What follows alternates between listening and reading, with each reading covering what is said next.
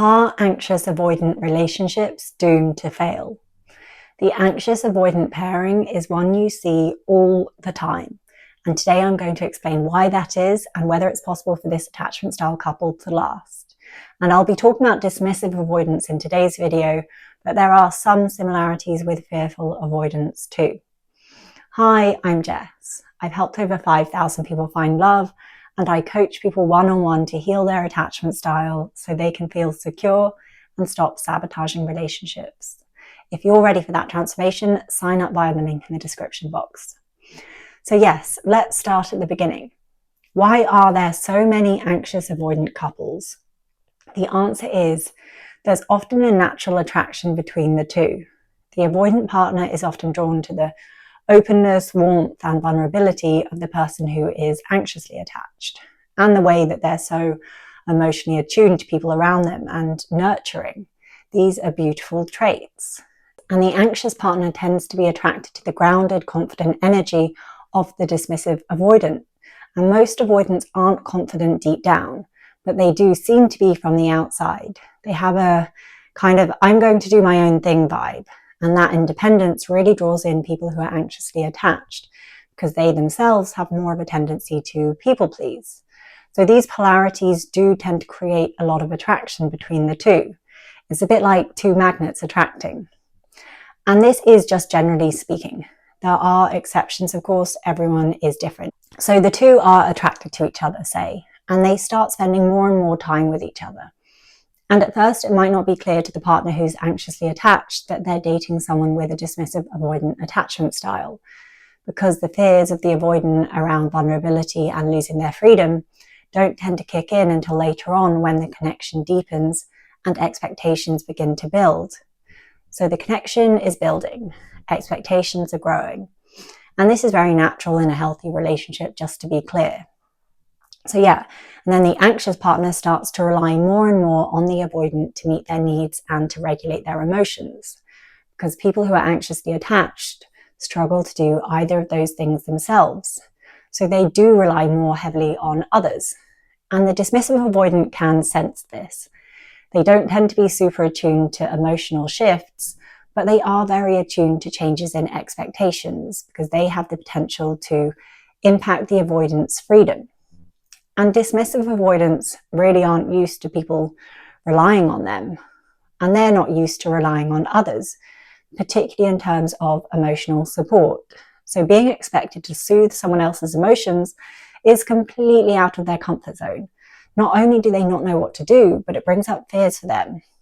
Fears around losing their independence, fears around looking incompetent, fears around them fundamentally just not being able to do relationships.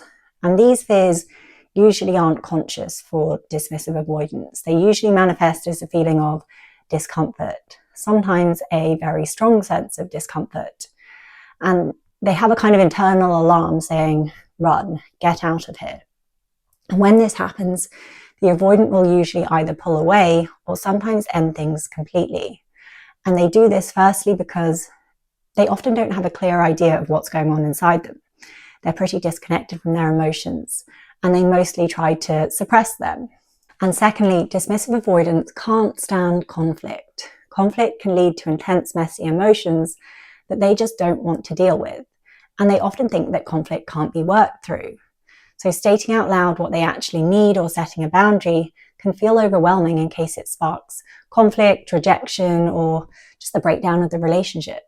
And thirdly, along a similar vein, they often have very little experience in communicating what they need. So they might actually just not know what to say. Communication does take practice. It doesn't magically just happen. No one is born a great communicator. Yes, it does come more naturally to some people than others, but still they learned what to do. Maybe from their parents, from partners, from friends, maybe through coaching or therapy, maybe through a communication course or books. So yes, a lot of avoidants didn't have good communication role models growing up, and they don't want to look incompetent.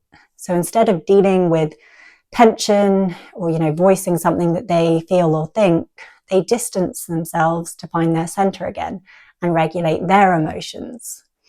And this is the crux of why a lot of anxious avoidant relationships don't work out. Both people regulate their emotions in the complete opposite ways. When anxiously attached people are triggered or not feeling good about the relationship, they lean in to seek reassurance and validation that they're loved and valued. When dismissive avoidants are triggered, they pull away and need time alone to recenter themselves and feel okay again. And then the anxious partner feels even more insecure. They feel like they're losing the connection, which feels terrible if you're anxiously attached. So they quite often will make more bids for reassurance, which causes the avoidant to feel more overwhelmed and trapped. And it can end up being this very painful cycle.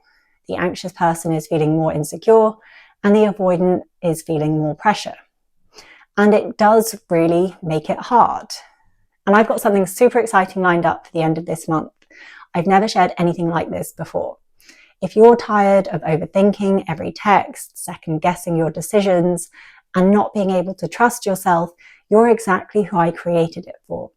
I'm running a free 4-part training for men to go from anxious to secure in life and love, without years of therapy or guesswork. So you can stop wasting time in endless spirals and instead show up as the grounded, confident version of you that women respect and want to commit to. I've helped over 5,000 people find love, and I've been featured in Men's Health, Forbes, Vice, and many more. This isn't just another quick fix. This is about really becoming the man who doesn't just attract love, but builds a secure, connected relationship where he's deeply valued and admired. It's going live at the end of this month, so if it speaks to you, don't wait. The cost of staying stuck is real. Decades lost to self-doubt, heartbreak, loneliness, and failed relationships. Click the link in the description box to lock in your spot. Registration is closing soon, so don't miss out. So the anxious-avoidant pairing. As you can probably see, it can be quite a struggle to maintain a stable connection.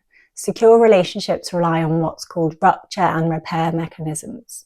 Secure relationships aren't free from difficult moments or conflict. In fact, it's a red flag if there's no conflict in a relationship. But a secure relationship, and I mean secure in a more general sense here, not just an attachment style sense, these difficult moments are followed by constructive repair, which means that both people make an effort to reconnect and smooth things over. So you don't get these long periods of instability and disconnection. And if consistency isn't there, if you do get these long periods of instability and disconnection, the relationship can quickly feel unsafe. So what can be done? From what I've seen, for an anxious-avoidant relationship to work in the long run, at least one partner needs to heal their attachment style and become secure. That massively, massively, massively increases the chances of this pairing working. Probably by 100 times, if not more. Ideally, both partners become securely attached. That increases the chances of this dynamic working even more. And I'm going to be honest, it is usually the anxious partner who heals their attachment style. I know people are sometimes like, why does the anxious person have to do all the work? Well, ultimately, they don't have to. I'm not telling anyone they have to do anything. It's up to each individual to decide whether they want to do the work, whether it's the right time. No one's forcing anyone to do it. But the reality is it's usually the anxious partner who works on becoming securely attached because they're the ones who are often facing very painful, visceral emotions on a daily basis, and also a lot of overthinking and spiraling. Attachment responses for people who are anxiously attached are a lot more visible compared to avoidants who suppress their emotions. And this is both a blessing and a curse, because people who are anxiously attached, they do experience more conscious pain, which is not great in some ways, but it also means that they're more likely to heal their attachment style and ultimately have a much better life in the long run. When pain is conscious, it can be channeled into transformation. And our attachment style impacts our life far beyond romantic relationships. So the benefits are huge. And that's the exact transformation I guide people through in my one-to-one coaching program. Healing their attachment style so they can feel secure and confident within and build the relationship they've always wanted. And some avoidants do the work, of course. It just happens a bit less often compared to those who are anxiously attached. And I want to make the point that even if the anxious partner does the healing work, you still, of course, need to have effort and compromise from the avoidant partner on a day-to-day basis. Otherwise, it's not going to be a healthy, fulfilling relationship. So that is really what's needed for an anxious-avoidant relationship to work in the long run. But there are some smaller steps you can take right away. The anxious partner can work on regulating their emotions themselves and not relying heavily on the avoidant partner to soothe them. And the dismissive avoidant partner can work on staying present and not turning away from their partner, their anxious partner, during those tense moments. It's ultimately a short-term solution, and it does require real empathy and intention on both sides. It helps a lot as well if the anxious partner understands that the avoidant is pulling away because they feel overwhelmed, not because they don't care. And it also helps massively if the avoidant partner understands is that the anxious partner needs reassurance, and if they give that reassurance, always from a truthful place, of course, it will be much better for both parties.